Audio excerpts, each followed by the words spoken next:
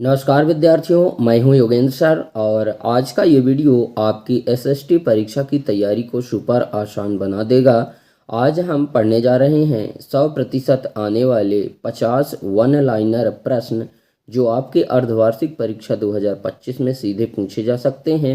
हर सवाल बहुत ही महत्वपूर्ण है, तो वीडियो को स्किप मत करना, आखिर तक ज़रूर देखना, क्योंकि अंत में मैं बताऊंगा कौन से प्रश्न हर साल रिपीट होते हैं।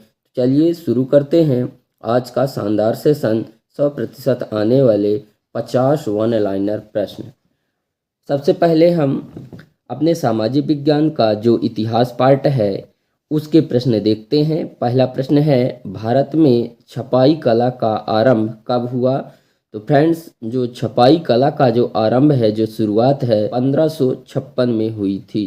अगला दूसरा प्रश्न देखते हैं, भारत में पहला समाचार पत्र कौन सा था? भारत में पहला समाचार पत्र कौन सा था? तो बंगाल गजट था। ठीक है। उसके बाद देखते हैं, स्वराज मेरा जन्म सिद्ध अधिकार है, यह किसने कहा था? तो बाल गंगाधर तिलक ने कहा था कि स्वराज मेरा जो है जन्म सिद्ध अधिकार है और मैं इसे लेकर रहूँगा, ऐसा उन्होंने कहा था। उसके बाद अगला प्रश्न देखते हैं, असहयोग आंदोलन कब प्रारंभ हुआ? तो फ्रेंड्स, 1920 में असहयोग आंदोलन प्रारंभ हुआ था। अगला प्रश्न है, गांधी इरविन समझौता कब हुआ? 1931 में हुआ था। अगला प्रश्न है, भारत छोड़ो आंदोलन कब प्रारंभ हुआ? 1942 में शुरू हुआ था। अगला है, नील दर्पण नाटक किसने लिखा? तो दीनबंधु मित्र ने लिखा था।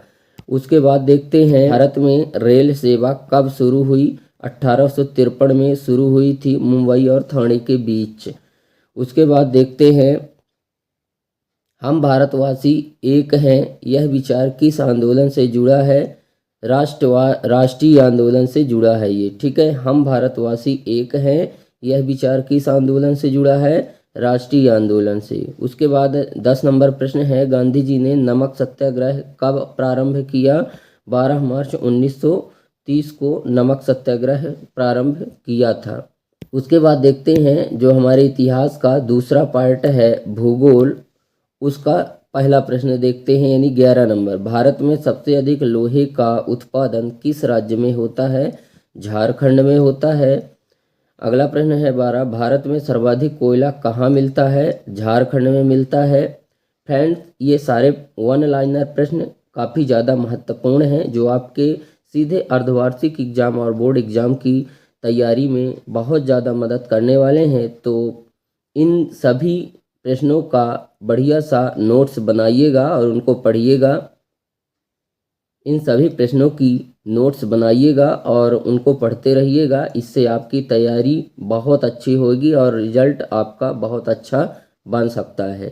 ठीक है। उसके बाद देखते हैं प्रश्न क्रमांक 13, ग्रीन रेवोल्यूशन का सबसे अधिक लाभ किस फसल को मिला था? जो ग्रीन रेवोल्यूशन थी उसका सबसे अधिक लाभ किस फसल को मिला था? तो गेहूं को मिला था। भारत में सबसे अधिक कपास उत्पादक राज्य है। ठीक है, भारत में सबसे अधिक कपास उत्पादक राज्य कौन है? महाराष्ट्र है। आगे है 15 नंबर, भारत में मानसून कब आता है? तो जून से सितंबर के बीच। ठीक है, मतलब जून में आता है और सितंबर में वापस होता है। ठीक है। उसके बाद देखते हैं प्रश्न क्रमांक 16 है, नर्मदा नदी कहाँ बहती है? तो नर्मदा नदी जो है वो पश्चिम दिशा में बहती है। प्रश्न क्रमांक 17 है, भारत में सबसे बड़ा राज्य क्षेत्रफल के अनुसार। ठीक है, भारत का सबसे बड़ा वो राज्य कौन सा है जो क्षेत्रफल के अनुसार सबसे बड़ा है? तो राजस्थान। ठीक है। उसके बाद प्रश्न क्रमांक 18 देखते हैं, भारत में चाय का सबसे बड़ा उत्पादक राज्य असम है। और उसके बाद प्रश्न क्रमांक 19 है, भारत में पहली जल विद्युत परियोजना कहाँ स्थापित हुई थी? तो पहली जल विद्युत परियोजना शिव समुद्रम यानी कि कर्नाटक में। अगला प्रश्न है, भारत की जनसंख्या के आधार पर सबसे बड़ा राज्य उत्तर प्रदेश है। उसके बाद देखते हैं, जो नागरिक शास्त्र यानी कि सिविक्स और पॉलिटिकल साइंस जो पार्ट है सामाजिक विज्ञान का, उसके प्रश्न देखते हैं।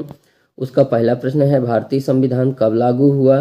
तो 26 जनवरी 1950 को लागू हुआ। 22 नंबर प्रश्न है, भारत में सर्वोच्च न्यायालय कहाँ स्थित है? तो नई दिल्ली में। उसके बाद देखते हैं, प्रश्न क्रमांक 23, भारत में राष्ट्रपति का कार्यकाल कितने वर्ष का होता है? तो 5 वर्ष का होता है। राज्यसभा को क्या कहा जाता है? तो स्थानीय सदन कहा जाता है। भारत के प्रथम राष्ट्रपति कौन थे? उत्तर डॉक्टर राजेंद्र प्रसाद। उसके बाद प्रश्न क्रमांक 26 देखते हैं, भारत के 2 सदन कौन से हैं? तो लोकसभा और राज्यसभा हैं। ठीक है। उसके बाद हम भारत के लोग, यह शब्द संविधान की किस भाग से लिए गए हैं? उत्तर है प्रस्तावना से। आगे है प्रश्न क्रमांक 28, लोकसभा का अध्यक्ष क्या कहलाता है? उत्तर स्पीकर कहलाता है। उसके बाद देखते हैं प्रश्न क्रमांक 19, राज्यपाल की नियुक्ति कौन करता है? तो राज्यपाल की नियुक्ति उत्तर हो जाएगा भारत का राष्ट्रपति। भारत में मौलिक अधिकार कुल कितने हैं? तो 6 हैं। भारत में कुल कितने मौलिक अधिकार हैं? तो 6 मौलिक अधिकार हैं। उसके बाद देखते हैं हमारा जो सामाजिक विज्ञान है उसका अगला पार्ट है इकोनॉमिक्स का, यानी अर्थशास्त्र का। उसके प्रश्न देखते हैं। पहला प्रश्न है उसका, भारत की अर्थव्यवस्था किस प्रकार की है? तो मिश्रित अर्थव्यवस्था है भारत की। उसके बाद 32 नंबर प्रश्न है, भारत में गरीबी रेखा निर्धारण किस पर आधारित है? तो न्यूनतम उपभोग स्तर पर आधारित है। उसके बाद 33 नंबर प्रश्न है, भारत में योजना आयोग की स्थापना कब हुई थी? तो 1950 में हुई थी।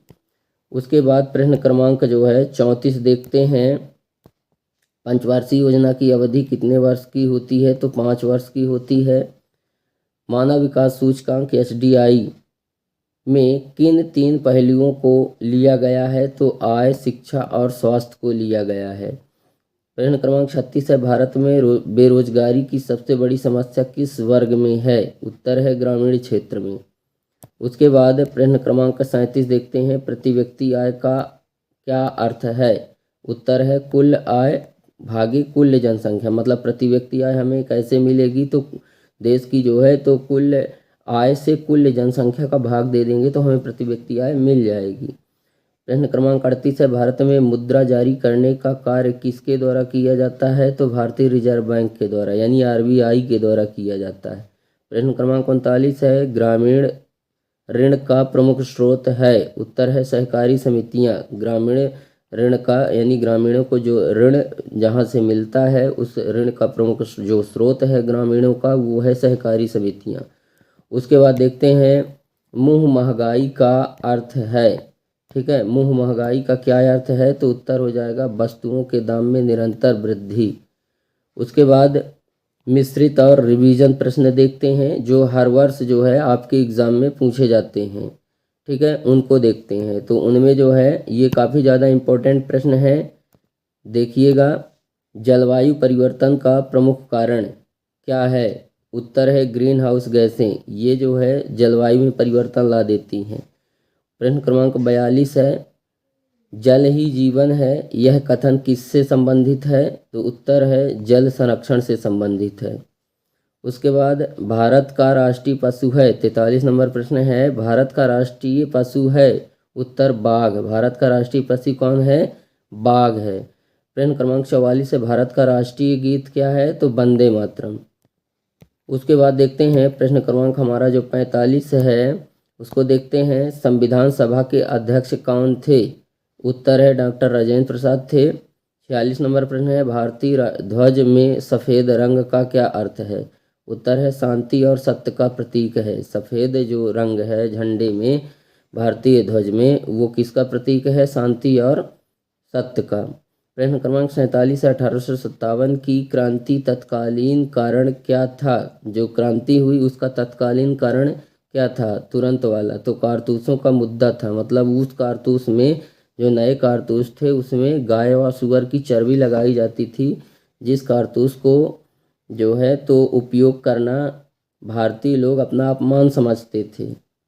उसके बाद 48 नंबर प्रश्न है, यूएनओ की स्थापना कब हुई? 1945 में हुई थी। ठीक है, उसके बाद देखते हैं अगले प्रश्न, भारत का राष्ट्रीय दिवस कब मनाया जाता है? तो 26 जनवरी को। और 50 नंबर प्रश्न है, भारत के संविधान में कुल अनुच्छेदों की संख्या कितनी है? तो उत्तर है 448। तो विद्यार्थियों, ये थे एसएसटी अर्धवार्षिक परीक्षा 2025 के सबसे महत्वपूर्ण 50 वन लाइनर प्रश्न। उम्मीद है कि आपने सारे सवाल ध्यान से सुने होंगे और अब परीक्षा में आपको कोई डर नहीं रहेगा। अगर वीडियो पसंद आया हो तो लाइक करें, शेयर करें और चैनल को सब्सक्राइब जरूर करें, ताकि अगले वीडियो में मिलने वाले टॉप लघु और दीर्घ उत्तर वाले प्रश्न सबसे पहले आप तक पहुँचें। धन्यवाद। मैं हूँ योगेंद्र सर। मिलते हैं अगले वीडियो में। तब तक के लिए पढ़ते रहिए, बढ़ते रहिए।